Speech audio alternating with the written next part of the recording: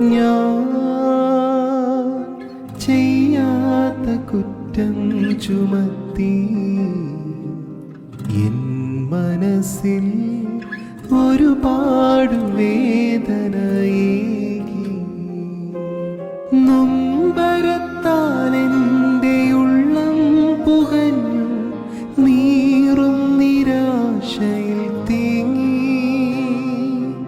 അപ്പോൾ അവൻ എൻ്റെ കാതിൽ പറഞ്ഞു,